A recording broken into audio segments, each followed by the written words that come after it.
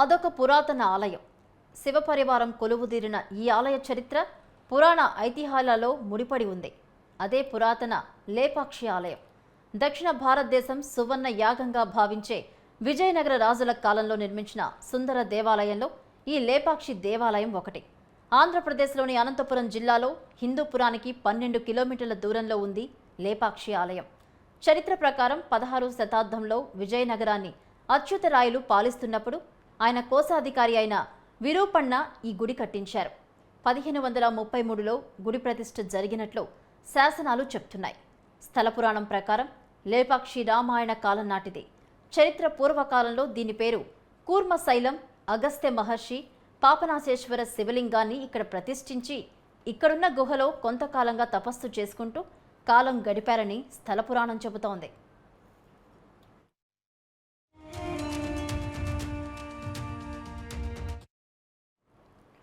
లేపాక్షి అనంతపురం జిల్లాలో ప్రధాన శైవ క్షేత్రం. ఆలయంలో శిల్పుల చేత ప్రాణం పోసుకున్న శిల్పాలను చూస్తూ అక్కడే ఉండాలి అని అనిపించే చారిత్రక ఆలయం లేపాక్షి. ఈ ఆలయానికి ఎన్నో ప్రత్యేకతలున్నాయి. లేపాక్షిలో ఉన్న వీరభద్ర దేవాలయంలో 15 అడుగుల ఎత్తు, 22 అడుగుల పొడవున విస్తరించి ఉన్న బ్రహ్మాండమైన విగ్రహం ఉంది. 108 శైవ క్షేత్రాల్లో లేపాక్షి ఒకటని స్కాంద పురాణం తెలియజేస్తుంది. ఇక్కడున్న పాపనాశేశ్వర స్వామిని అగస్త్య మహర్షి ప్రతిష్ఠించారని ప్రతీతి. ఒకరికి ఒకరు ఎదురుగా పాపనాశేశ్వరుడు, రఘునాథమూర్తి ఉండడం ఇక్కడ ప్రత్యేకత. విజయనగర రాజుల కాలంలో నిర్మించిన ఈ దేవాలయం చక్కటి శిల్పకళకు రమణీయమైన ప్రదేశం. సీతమ్మ వారిని అపహరించుకొని పోతున్న రావణాసురునితో యుద్ధం చేసి జటాయువు ఇక్కడే పడిపోయాడని రాముల వారు జటాయువు చెప్పిన విషయమంతా విని కృతజ్ఞతతో లే పక్షి అని మోక్షం ప్రసాదించిన స్థలమని, అందువల్లే క్రమంగా ఇది లేపాక్షి అయిందని స్థల పురాణం చెబుతోంది.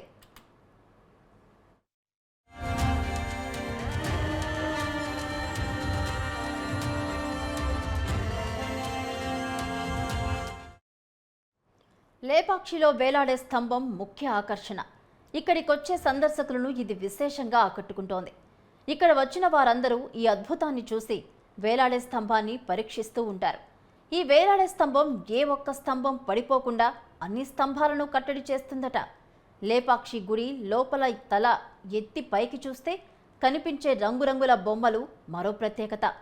ఈ గుడి పైకప్పుపై దాదాపు 500 ఏళ్ల నుంచి ఈ వర్ణ చిత్రాలున్నాయి. ప్రధాన వీరభద్ర దేవాలయం పైకప్పుపై ఇవి కనిపిస్తాయి. వీటిలో పురాణ గాథలతో పాటు నాటి సమకాలీన చిత్రాలు ఉన్నాయి. కృష్ణుని గాథలు, శివుని కళ్యాణం, శివుని 14 అవతారాలు, ఇలా చాలా బొమ్మలున్నాయి. శివుని 15 అవతారాల చిత్రాలు కూడా ఉన్నాయి.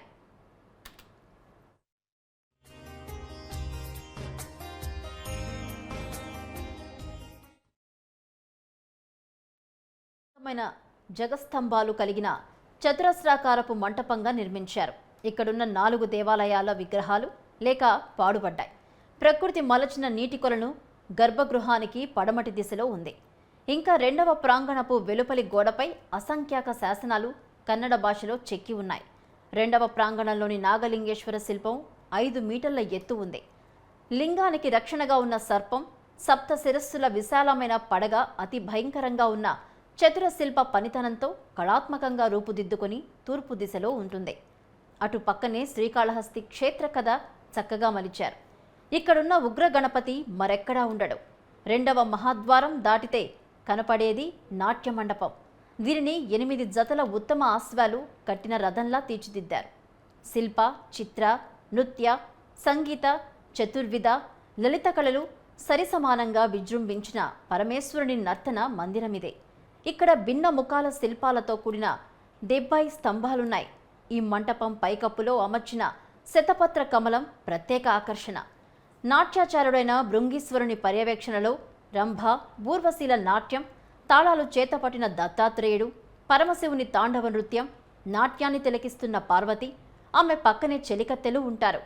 నాదస్వరం ఊదుతున్న సూర్యుడు, తుంబురాన్ని చేతపట్టిన కిన్నెర, మృదంగం వాయించే నందీశ్వరుడు, మద్దెలు వాయిస్తున్న విశ్వబ్రహ్మ కఠిన నృత్య భంగిమలో నటరాజు కొలువై ఉంటారు.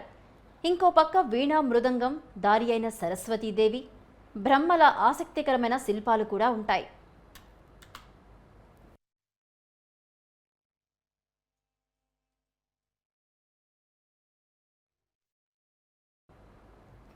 41 స్తంభాలతో అలరారే పార్వతీ పరమేశ్వరుల కళ్యాణ మంటపం గర్భగుడికి పడమట ఉంది. ఈ కళ్యాణ మంటపం ఎంతో మంగళకరంగా ఉంటుంది. ఆంజనేయ మంటపం ముందున్న బండపై ఎల్లప్పుడూ ఎడతెగక నీరు ప్రవహించే పాదముద్ర, తాండవేశ్వర లింగం ఎదురుగా బండపై ఉన్న శాసనం ఇక్కడ మరో ఆకర్షణ. లేపాక్షిలో మహానంది నిర్మాణం ఇతిహాసం చాలా ఆసక్తికరంగా ఉంటుంది. ఒకప్పుడు కూలీ సందర్భంగా విరూపన్నతో పొత్తు శిల్పులందరూ ఒక మూకమ్ముడిగా చెక్కడం ఆపి సమ్మెసేశారట. అప్పుడు కాలాన్ని వృధాగా గడపడం ఇష్టపడిన శిల్పులు ఆలయానికి తూర్పు దిశలో భువి నుండి మొలకెత్తిన ప్రచండ శిలకు నంది రూపాన్ని ఇచ్చారట. సమస్త శిల్పగణం ఏకమై తమ అంతఃసత్యాన్ని దారపోసి సృష్టించిన ఈ మహానంది సౌందర్యం వర్ణనాతీతం. 5 మీటర్ల ఎత్తు, 9.5 మీటర్ల పొడవు ఉంది ఈ నంది. ఒంటి నిండా అరుదైన సొమ్ములు ధరించి, చెవులపై కెత్తి, అలాగే కుడికాలు ముందు మోపి రాజా టీవీతో హుందాగా కూర్చున్న లేగదూడ ముద్దులకే చిలిపి రూపాన్ని ఎంత చూసినా తనివి తీరదు. విజయనగర సామ్రాజ్యాన్ని పరిపాలించిన అచ్యుత దేవరాయలు, సదాశివరాయలు చెక్కిన అనేక శాసనాలు కూడా ఈ ఆలయ ప్రాంగణంలో ఉన్నాయి. విజయనగర రాజ్య పతనానంతరం గుర్తు తెలియని కొందరి దురాగతులకు దేవాలయ ప్రాంగణంలోని అనేక సుందర శిల్పాలు దెబ్బతిన్నాయి కూడా. ప్రస్తుతం ఆలయం దేవాదాయ శాఖ ఆధీనంలో నడుస్తోంది.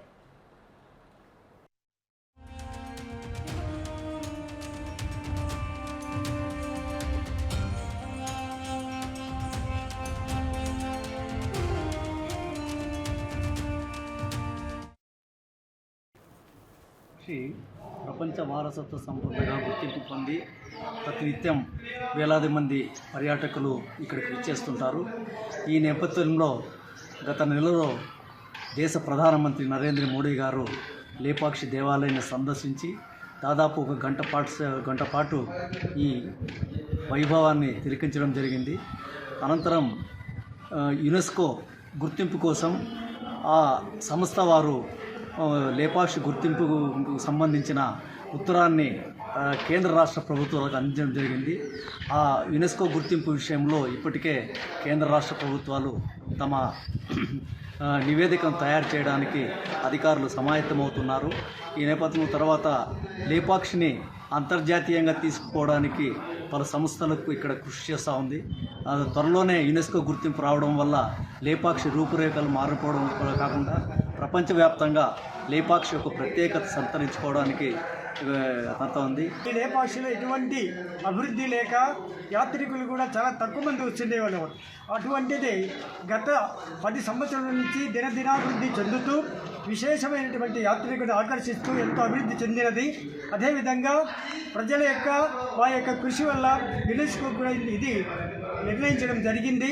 కాబట్టి ప్రతి గవర్నమెంట్, రాష్ట్ర ప్రభుత్వం కానీ కేంద్ర ప్రభుత్వం కానీ ఈ యునెస్కో విషయంలో చాలా శ్రద్ధ తీసుకొని ఈ గ్రామాభివృద్ధికి ఎంతో తోడ్పడాలని కోరుతున్నాం. అదేవిధంగా మేము గత సంవత్సరంలో ఇక్కడ అన్నదాన భవనాన్ని ఏర్పాటు చేసి వచ్చేటువంటి యాత్రికులకు శని ఆదివారాల్లో అన్నదానము సమర్పిస్తున్నాము. ఈ విధంగా ఈరోజు ఈ గ్రామానికి శని ఆదివారంలో విశేషంగా 500 కార్ల వరకు వచ్చేసి ప్రజలను విశేషంగా ఆకర్షిస్తున్నది. ముఖ్యంగా ఇక్కడ ఉన్నటువంటి నంది, తర్వాత శిల్పము, ప్రధానమంత్రి గారు కూడా వచ్చి ఇచ్చేసి అప్పటి నుంచి కూడా విశేషంగా అనేకమైనటువంటి సుప్రీంకోర్టు న్యాయవాదులు కావచ్చు, హైకోర్టు న్యాయవాదులు అందరూ కూడా దీన్ని సందర్శించి ఈ యొక్క క్షేత్రం యొక్క గొప్పతనాన్ని చూసి చాలా అద్భుతంగా ప్రశంసిస్తున్నారు. కాబట్టి దీన్ని నిరంతరంగా అంతర్జాతీయ స్థాయికి తీసుకువెళ్లాలని చెప్పి ఈ గ్రామ ప్రజలందరూ కూడా కోరుచున్నాం. శివుడి యొక్క పీఠం పైన విష్ణుమూర్తి యొక్క విగ్రహాన్ని, విష్ణు యొక్క కమలం పైన శివుడి యొక్క విగ్రహాన్ని ఈ క్షేత్రంలో ప్రతిష్టాపన చేయడం జరిగింది. ఈ ఆలయము ప్రధానంగా ప్రసిద్ధి చెందినది శిల్పకళకు, చిత్రకళకు. ఈ దేవాలయంలో దాదాపుగా 700-800 పైగా స్తంభాలు ఉన్నాయి. ప్రతి ఒక్క స్తంభంలోనూ విశేషమైనటువంటి డిజైన్స్ ఉన్నాయి. అలాగే పెయింటింగ్స్ ఉన్నాయి. పెయింటింగ్స్ అన్నీ కూడాను ప్రకృతి సహజంగా లభించే రంగులతో వేసినటువంటి బొమ్మలు, పురాణ కథనాలు, శివలీలలు అన్నీ కూడా మనకి ఈ పెయింటింగ్స్లో చూపించడం జరిగింది. ఇప్పుడు లేపాక్షి హ్యాండీక్రాఫ్ట్స్ అని ఏం చేస్తున్నారో అవన్నీ కూడా ఈ దేవాలయంలో ఉన్నటువంటి డిజైన్స్ని తీసుకుని వాడుతున్నారు.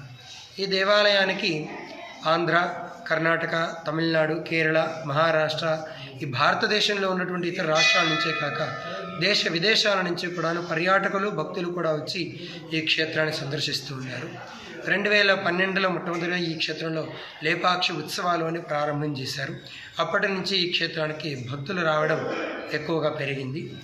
తర్వాత ఈ 2024 జనవరి 16వ తారీఖున మన మాన్యశ్రీ నరేంద్ర దామోదర దాస్ మోదీ గారు ప్రధానమంత్రి గారు ఈ క్షేత్రానికి వచ్చి ఈ దేవాలయాన్ని చూసి చాలా సంతోషపడి ఆశ్చర్యపడ్డారు. ఇంత అద్భుతంగా ఉంది దేవాలయం అని ఈ క్షేత్రానికి వచ్చి వెళ్ళారు. ఆయన వచ్చి వెళ్ళిన తర్వాత కూడాను ఇంకా ఈ దేవాలయానికి భక్తుల తాకిడి పెరిగింది. దీని ఆధారంగా ఇంకా దగ్గరలో ఈ లేపాక్షికి మహర్దశ వస్తుందని సంతోషం వ్యక్తం చేస్తున్నాము. ఎందుకంటే యునెస్కో వారి జాబితాలో లేపాక్షి ఇప్పటికి 4 సార్లు నామినేట్ అయ్యిందని మేము విన్నాము, కానీ ఇప్పటికీ డిక్లేర్ చేయలేదు. ఈ మోదీ గారి పర్యటన ద్వారానైనా ఈ దేవాలయానికి ఆ యునెస్కో గుర్తింపు వస్తుందని